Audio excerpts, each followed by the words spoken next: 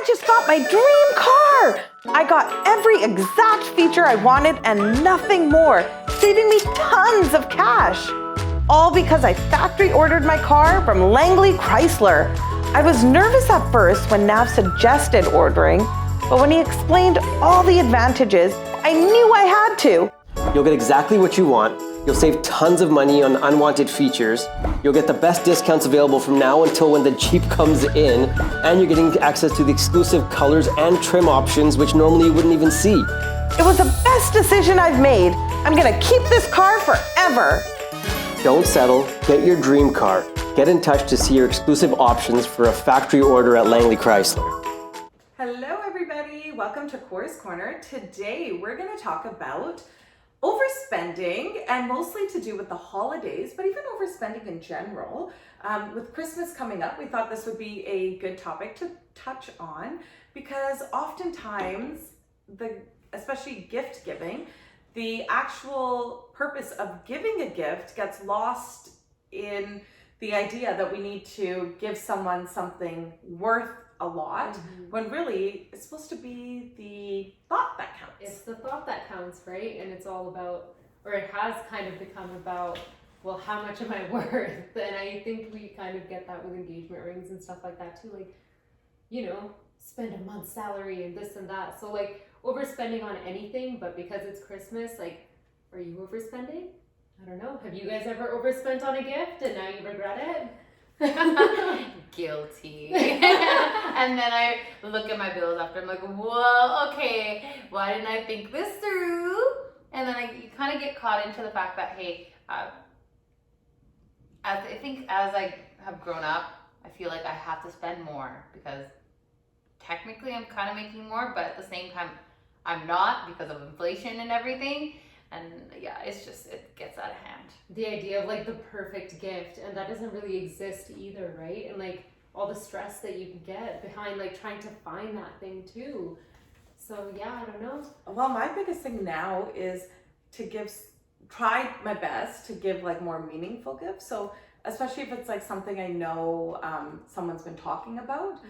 For the people obviously that are like close in my life, that's what I try to do. You know, like if someone's been talking about something, and even if it's like something I mentioned months ago, but it's kind of been like, oh, that's something I could keep as a Christmas gift idea. That's something I do with them. Obviously with, you know, a lot of friends, I do revert to gift cards at times because I find it so much easier. Like instead of getting them something that's going to become clutter, I feel like as much as I try to make my own life like minimalist, I feel like I don't want to be giving people more clutter to add to, you know, stuff, because I feel like the less things we have, we're actually happier. Yeah, and the thing is there's advertisements all over the place now. So if you're a kid, like even just going on TikTok or whatever, there's always ads popping up for stuff. Like our phones hear us, we already know that, right? Yeah. So like overspending, it just becomes so easy to get into debt. And I've heard of people like as soon as January comes around or February comes around, then they're like, okay, tighten the purse strings because we spent so much at Christmas. Like now they're really like not even budgeting, but like they don't have the money to maybe pay a bill. It's either we're paying for rent or we're paying for hydro. I think it's called Blue Monday. That's when the credit card bills are typically come out. So around the third week of January. Yeah. And it's like the most depressing Monday of the I year. can see that. Yeah, it's because of the fact that you look at your bill, you're like, oh my God, what just happened? Yeah. Why did I do that? Well, I feel like this year I've done my part, and most of my Christmas gifts, like simple things for like families and, you know, Secret Santa stuff that we're doing this year, like I'm done. I ordered it online. I made sure it was on my November credit card statement so it's over and done with before Christmas. Only because I don't want to deal with that again this year. Yeah. Because normally that's what I do. I always shop last minute. This is the first time I took advantage of the Black Friday sales. I'm like, yes, finally. Yeah, you have to kind of stay on top of it. And I think, again, like you said, more meaningful gifts than just getting something that's expensive, so-called, and then you're going in debt. And to be honest, you don't even know if that person really likes it or not. Yeah, or they use it once or twice kind of thing. Do you guys set like a budget? You said Secret Santa, because I know some families, like my mom's side of the family, they're doing a Secret Santa, and I said no this year because like I just want to start saving up. And the budget went up from last year by $50. So I don't know, like what. No, yeah, what there is a the budget. There has to be a budget because that's the only way. And the reason why we do Secret Santa, opposed to like, because I've got many siblings, it's like giving everyone a gift. It's, you know, then my gifts might not be as well. And you're spending like $600 and just on your siblings. And so I think it's easier to be like, how about like a $200 gift for just one person, because it's, you know, that's the one gift they're gonna get. Or like with my friends, usually it's even like $30. It's more literally just the thought that counts, or something that we can all just open together for fun while we're out for dinner or something around the holidays. Yeah, exactly. But like it's not just Christmas, is it, that people do this on? Oh dear, don't get me started. Overspending, especially, we're kind of targeting it more towards the Indian population, like the Punjabi population, I guess, with the idea of overspending, especially on weddings. Yeah. Well, weddings, and then there's suits and stuff that they give. Like, I'm sorry, but what is with the shirts? Those $5 shirts. I don't even think they're $5 anymore. The land. And if you don't speak Punjabi, that means the giving and taking techi, right? So like when I got married, everyone who came gave me like a money gift. People who came from England, they actually brought like a present because that's their custom there. But then they also bring like fabric for making an Indian suit and a t-shirt that's usually all 16 and a half, so it's way too big for everybody.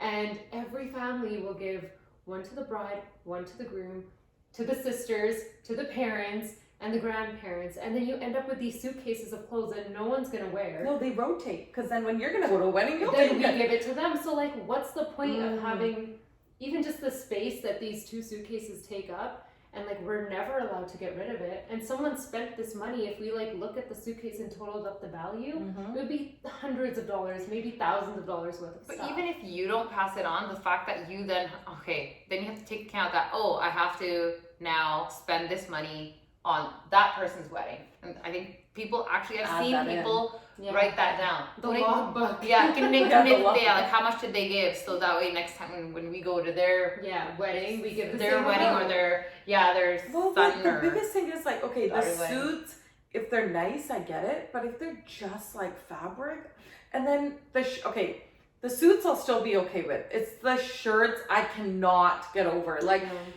I would rather put like $10 or $20 in the suit and be like, this is for the shirt. Get a t-shirt that you like. I'm sure you can get a nice shirt from like H&M that's within reason. Like, but even that becomes part of that overspending. Like just giving the money at the wedding, that was good enough. Just showing up at the wedding and giving your blessing, like that's good enough. Why are we doing the rest of it? Just to show like, I also gave this, I also gave jewelry, I also gave that. And it's like, why? You're showing off, to be honest. Like, but who are we showing off to?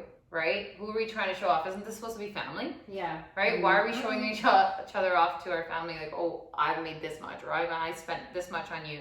It doesn't make any sense, because the idea that you have to keep track now again, it doesn't justify. Like, all of this stuff ends up causing anxiety. And for kids too, like we were talking about it, like the impact that money and success, like those two ideas together have on kids. I had a conversation with my students in a class once, and this is high school, so the topic came up about success. What do you define success as? And one of the students, actually a few of them agreed with him, they defined it as money. And I've actually had this conversation with others. They're not entirely wrong. Well, but the thing is, there's so many people that have lots of money and are very unhappy. So maybe happiness is not success to them, right? Yeah. But the thing is, for me, I associate success with happiness. Yeah. Right? If you are associating money with success or success with money, doesn't that also mean happiness? Like you should also be happy. You should also be happy. That's how I see it, right? So if you're successful, you have money. If you have money, you're happy. Yeah. That's how I see it. And I think a lot of people do see that the same way. But I think we're getting the wrong idea by trying to show off to other people what you have and what you bought, and for yourself and for other people. Because again, it causes anxiety and it gives the wrong idea to these kids who are now wondering, how am I going to make this money? Especially if they're not doing well in school. Then where are they going? They're going to so-called easy way of making money, and that easy way is actually very dangerous and very horrifying. It's very hard, actually. Yeah, It's it's not very the hard. easy way. So gangs and drugs, right? A lot of these kids. There's a go whole into- different area too where you can just kind of make money on social media now, but like, yeah, I feel like we're getting off track. But yeah, like the whole money with success, and if you as a parent, as an adult in the family, are not showing that process of how to save, if you're doing the whole let's fake it till we make it and we just need people to see us as rich, your kids are not learning about saving, and that's so important. Things are so expensive. And like I saw an interview with Jonah Hill, and he was saying like kids are getting anxiety because everyone's trying to fake it, and then you're not being true to yourself, right? Be your authentic self, save your money, save your time, save your energy, save it till you make it. And then you can have the happiness, you'll have the money, But it's so and hard you'll to have do the that. success. You know why? Because every time you're scrolling on your social media feeds, I keep coming across these really random memes that say like, it's better to cry in a Bentley than a Honda. Like, what's wrong with the Honda? I have a You know? Honda. Yeah. I love Hondas. They're And so reliable. why do people say like, and then I read this really funny Well, thing. they need to make themselves Yeah. feel better because they're crying about their debt because they overspent. Yeah, they That's what's overspent, happening, and I'll guess tell you. what? How's gonna fix the Bentley Right? when it? What's the repair cost on that, right? So Yeah. It's bad. Like this is what I mean. Like this is a lavish lifestyle that they're being fed, right? Yeah. And so it boils down to like, why is someone happier in a Bentley? You know, why is that? Unless you can afford it, you don't need to. You know. But you know what? Even if you can afford it, if you're rich, if you're a kid who's starting their own business, or you're finding a way to make money on social media, and you can afford that stuff, still save it. Like there's so many things as you grow up that you'll want, and that will matter more, or invest it. Yeah. I think it also kind of, how I relate it to, it's also about how much confidence you have in yourself, right? When you don't have a lot of confidence in yourself, you kind of use money as a way to show that, Overcompensate. to overcompensate, right? Yeah. And that's a sad reality, because I feel like when I was younger, I kind of almost got caught up into that I need to buy things by certain brands in order to look a certain way, or to like build my confidence, because you know, they say shopping is therapy, right? But it's only temporary therapy. It does not actually help. It can be therapy if you shop at a place that does refunds. You go. Do your therapy, go to IKEA, get whatever you need, test it out in your house, enjoy it for a while, and go return it. Like that's the safe bet. That's a really right? good tip. Yeah. Write that down. Have you guys seen that interview with I can't remember who was interviewing her, but it was with Kim Kardashian, Okay. and someone was asking her what Kanye, when they were married, had gotten her for her birthday, and he had gotten her like, or it was Christmas, I think, and she had opened up her present, and it was like a Disney plush animal or something, and guess what he had gotten her? What? Disney stock. So that's the thing, like rather than overspending for a thing that will probably end up in a landfill, you could also get your kids or family members something like this and teach them about saving. I've at heard the about same that. time. to buy a good Investment. stock. Yeah. Investments that make money than things that depreciate, actually that ultimately have no value after. But right? it was still a gift, right? Like this cute little stuffy that probably didn't cost more than $20, and then the The actual bigger gift. the bigger gift that can probably grow in the future. It's all about perspective though. Like, why do we need to get ourselves in debt just, especially around the holiday season, and then be depressed in January? Like, that shouldn't be the idea of the holidays. It shouldn't be about that person gave me this or they didn't give me that. Or the big thing about comparing with like friends or other people, you know, especially when we are in this world filled with social media, and there's so many things like, yes, just because someone puts, you know, them getting this lavish gift on their feed doesn't mean they're going to be putting the video of them fighting 5 minutes later on there. Yeah, people always put their best lives on Yes. there, right? So and they always put their best outfits and best clothes. So like, I'm not saying that's fake, that's great, but we have to, when we watch those things, we need to really look at it with an open view that this is just a part of their life. This isn't the whole picture. A very small fraction of their life. And then like what I honestly feel like whatever you're spending or whatever holiday you're spending together with your family or your loved ones or whatever, like really sit down and think what you want out of that holiday, right? Like if it's a wedding, what do you want out of that? Do you want to be stressed about money? Do you want to be stressed about buying everything and setting everything up? Or do you want to actually enjoy it as a family? Yeah. Welcome the new families in and like have a good time. Like what do you want, right? Like Christmas, a lot of people say it's a commercially invented holiday by businesses to make you spend money. So sit down, like we're teachers, we get 2 weeks off, it's so nice. And in those 2 weeks, like I know every teacher sits down and plans out what they want to do, how they want to spend their time, because that's the more valuable part of it. I don't know, there are times where I got caught up in the shopping too, though. I'm not gonna lie. I do my shopping during those few weeks. But and, you know, I think we learn over time, and it's good to learn from our mistakes and be aware of what we're doing, right? In that sense. So, and I'm trying to change that, trying to change my perspective and not spend so much, right?